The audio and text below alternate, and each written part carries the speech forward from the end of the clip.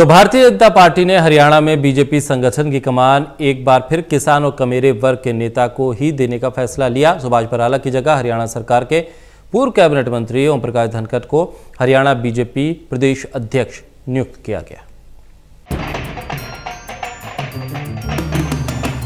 करीब 4 महीने से चली आ रही हरियाणा की बीजेपी अध्यक्ष पद की रेस में आखिरकार बाजी पूर्व कैबिनेट मंत्री ओपी धनखड़ ने मार ही ली है। बीजेपी आलाकमान ने बीजेपी किसान मोर्चा के पूर्व अध्यक्ष रहे ओपी धनखड़ को हरियाणा अध्यक्ष के तौर पर चुनकर भेजा है। अब इसे हरियाणा में जाट अध्यक्ष पद के बदले जाट अध्यक्ष देने की रणनीति समझा जाए या बड़ौदा उपचुनाव को देखते हुए भूपेंद्र सिंह हुड्डा का झज्जर, सोनीपत, रोहतक हलकों में काट समझा जाए। कमान तो अब धनखड़ ही संभालेंगे। मुख्यमंत्री मनोहर लाल समेत हरियाणा के तमाम बीजेपी नेताओं ने नए हरियाणा बीजेपी अध्यक्ष का स्वागत किया। धनखड़ जी हमारे प्रदेश के नए अध्यक्ष बने हैं, आज ही बने हैं और बहुत ही संगठन के पुराने हमारे यानी चीज़ों को बहुत बारीकी से जानने वाले एक नेता हैं, कार्यकर्ता हैं। विद्यार्थी परिषद में राष्ट्रीय स्तर तक उन्होंने दायित्व निभाए।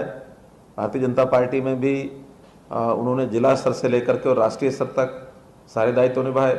वो कभी जिलाध्यक्ष भी रहे, प्रदेश के महामंत्री भी रहे, राष्ट्रीय सचिव भी रहे, किसान मोर्चा के 2 बार प्रदेश अध्यक्ष रहे। वहीं झज्जर में कॉन्फ्रेंस पर ओपी धनखड़ ने भी हरियाणा में बीजेपी के संगठन में अपनी प्लानिंग को मीडिया के सामने रखा। एक बार मेरे से किसी साथी ने पूछा था, जब मैं हिमाचल का प्रभारी था और फिर किसान मोर्चा का राष्ट्रीय अध्यक्ष हो गया, तो उसने पूछा था कि प्रभारी और अध्यक्ष में क्या अंतर होता है। मैंने कहा प्रभारी का मतलब होता है सबको लाइन में चलो कहना, लेकिन अध्यक्ष का मतलब होता है धुंध में आगे आगे गाड़ी चलाना। दायित्व तो इस प्रकार का है कि आपको रास्ते में सबसे आगे चलना है। मैं इसको ये कहूँगा फर्स्ट अमंग द इक्वल्स, बराबर के लोगों में सब मेरे साथी बराबर के हैं, मेरे बड़े भी हैं, लेकिन उनमें पहले चलने का दायित्व मुझे मिला है। तो उस रास्ते की चुनौतियों को समझते हुए इसको आगे बढ़ाते जाना, अवसर में बदलते जाना, यही महत्वपूर्ण बात है।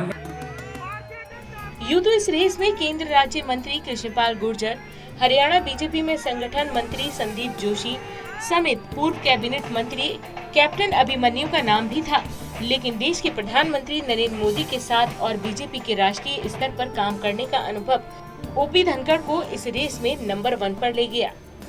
वहीं अगर ओपी धनखड़ के राजनीतिक सफर पर नजर डालें तो 30 साल से ज्यादा का लंबा राजनीतिक करियर रहा है। 1978 में ओपी धनखड़ आरएसएस से जुड़े, जिसके बाद एबीवीपी से छात्र राजनीति की शुरुआत की। 1996 में भारतीय जनता पार्टी में शामिल हुए।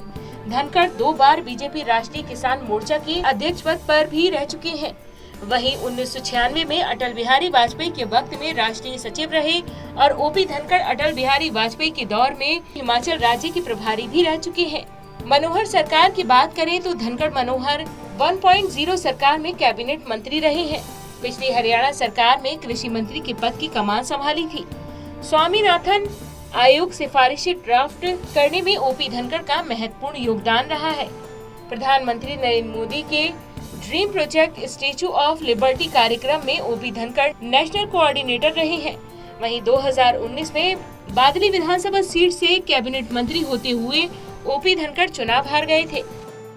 इस हार के बाद हरियाणा बीजेपी के शीर्ष नेतृत्व में शुमार रहे ओपी धनखड़ पर कई सवाल उठे, लेकिन केंद्रीय स्तर पर कार्य और खास तौर से किसान नेता के तौर पर बायोडाटा में शुमार कई उपलब्धियों ने ओपी धनखड़ को आलाकमान की नजर में और खास तौर से प्रधानमंत्री नरेंद्र मोदी की नजर में सबसे उपयुक्त कप्तान समझा। यूं तो हरियाणा के पूर्व मुख्यमंत्री भूपेंद्र सिंह हुड्डा ने भी बतौर नेता प्रतिपक्ष अपने विरोधी पार्टी के अध्यक्ष को ट्विटर के जरिए शुभकामनाएं दी है, लेकिन शुभकामनाओं के साथ ओपी धनखड़ के सामने चुनौती भी भूपेंद्र सिंह हुड्डा ही सबसे बड़ी होंगे, क्योंकि हरियाणा बीजेपी अध्यक्ष ओपी धनखड़ को किसान और कमेरा वर्ग का वो विश्वास हरियाणा में भाजपा के लिए जितना है जो भारतीय जनता पार्टी हरियाणा में 2019 के चुनाव में कतई नहीं जीत पाई थी। Vinod Lamba, total news.